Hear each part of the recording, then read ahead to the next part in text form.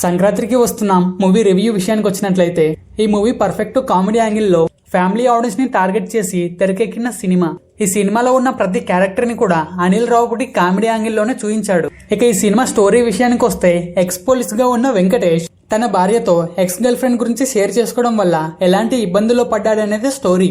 First half అంతా కూడా వెంకటేష్ ఐశ్వర్య రాజేష్ మధ్య లవ్ అండ్ కామెడీ ట్రాక్ ని చూపించి ఫుల్ గా ఎంటర్టైన్ చేశాడు. ఇక సెకండ్ హాఫ్ లో ఒక కేసు మిస్టరీని యాడ్ చేస్తూ అండ్ వెంకటేష్ లైఫ్ లోకి తన ex girlfriend Meenakshi Chaudhary రావడంతో తన వైఫ్ తో ఫేస్ చేసిన ప్రాబ్లమ్స్ ని ఆ కేసును చేసి చేసాడా లేదా అనే విషయాన్ని ఒక కామెడీ ట్రాక్ లో నడిపిస్తూ క్లైమాక్స్ ని ఫ్యామిలీ మెసేజ్ ఉండేలా ఎండ్ చేశాడు. సినిమాలో కొన్ని సీన్స్ లాజిక్ లెస్ గా ఉన్న కామెడీని మాత్రం మిస్ అవ్వనివ్వలేదు. ఒక పోలీస్ క్యారెక్టర్ నుంచి జైలర్ క్యారెక్టర్ వరకు టోటల్ గా సినిమాని కామెడీ ట్రాక్ లోనే తీసుకెళ్లారు. ఇక పర్ఫార్మెన్స్ పరంగా చూసుకుంటే వెంకటేష్ తన కామెడీ టైమింగ్ తో అదరగొట్టేశాడు. అండ్ హీరోయిన్స్ ఐశ్వర్య రాజేష్ మీనాక్షి చౌదరితో కెమిస్ట్రీ బాగా వర్కౌట్ అయింది. ఇక సంక్రాంతికి వస్తున్నామనే టైటిల్ కు జస్టిఫికేషన్ ఇవ్వడం కోసం సినిమా స్టోరీని కొంత సంక్రాంతి ఫెస్టివల్ లో నడిపిస్తారు. ఇక సాంగ్స్ పరంగా కూడా అన్ని సాంగ్స్ ఆడియన్స్ కి నచ్చే విధంగానే ఉన్నాయి. ఓవరాల్ గా సినిమా మాత్రం ఎక్కడ కూడా బోర్ కొట్టకుండా పక్కా ఎంటర్టైనింగ్ వేలో వెళ్తుంది. సో ఫ్రెండ్స్, సంక్రాంతికి వస్తున్నాం సినిమాపై నా ఒపీనియన్ ఇది. మరి ఈ సినిమా మీకెలా అనిపించిందో